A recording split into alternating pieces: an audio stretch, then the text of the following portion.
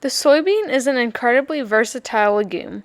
It can be eaten plain in the form of edamame, or it can be used to make a large range of foods, from soy milk to tofu. Today we're going to focus on a few soy products that require the process of fermentation, including miso, soy sauce, tempeh, and natto. Let's take a closer look at miso, which serves as a soup base, seasoning, and medium for pickling vegetables, and is oftentimes also used in marinades. It's made by cooking a grain or rice, usually barley or soybean, and fermenting it in shallow trays with koji starter, as well as salt for several months to develop enzymes.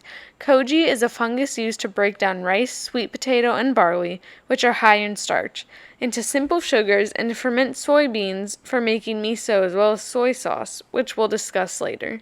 The resulting koji is then mixed with ground cooked soybeans, salt, and a dose of an earlier batch of miso to provide bacteria and yeast.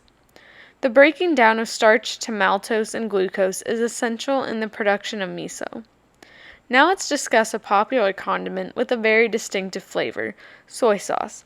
While there are numerous ways to produce soy sauce, the kind most often used in Western cultures is Japanese-style soy sauce, which is unique in that it uses wheat in the fermentation process, resulting in a sweeter flavor.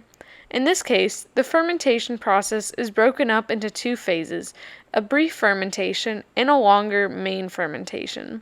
During the initial brief fermentation, the koji mold produces enzymes that will break down wheat starch into sugars, wheat and soy proteins into amino acids, and seed oils into fatty acids.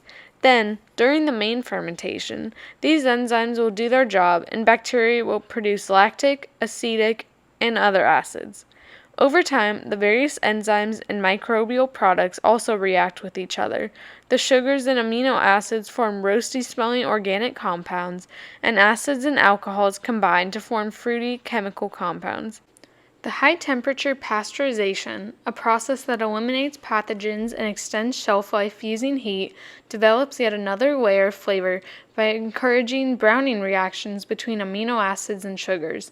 Browning reactions, also known as Maillard reactions, produce a brown color in food and add different flavors. The result is a liquid that's salty, tart, sweet, as well as savory. Fermentation is a slow process. Industrial producers use an expedited process. Ground soy and the residue of soybean oil production is hydrolyzed, or broken down, into amino acids and sugars with concentrated hydrochloric acid.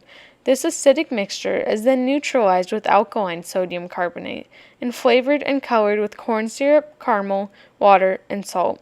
This quickly made chemical soy sauce has a simpler flavor than the slow fermented version and is usually blended with at least some genuine fermented soy sauce to make it taste better.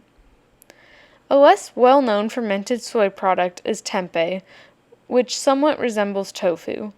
It's made by cooking whole soybeans, which are then formed into thin layers and fermented with a mold for a day at a warm tropical temperature. The mold grows and produces thread-like branching structures called hyphae, which penetrate the beans and bind them together, and break down protein and oil into flavorful fragments. Fresh tempeh has a yeasty, mushroomy aroma, but when sliced and fried, it develops a nutty, almost meaty flavor. We have a soy product called natto, a traditional Japanese food often served as a breakfast food and served with karashi mustard or soy sauce. Natto is well known for being distinctly alkaline, or basic, from the breakdown of amino acids into ammonia, and for developing a sticky, slippery slime. As with tempeh, no salt is used, and the product is perishable. The whole beans are cooked, introduced to a culture of the bacterium Bacillus subtilis natto, and heated at about 100 degrees Fahrenheit for 20 hours.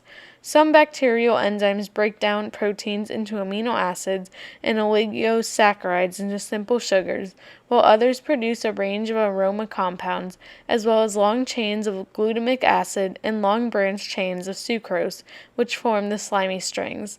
Natto is served atop rice or noodles, in salads and soups, or cooked with vegetables.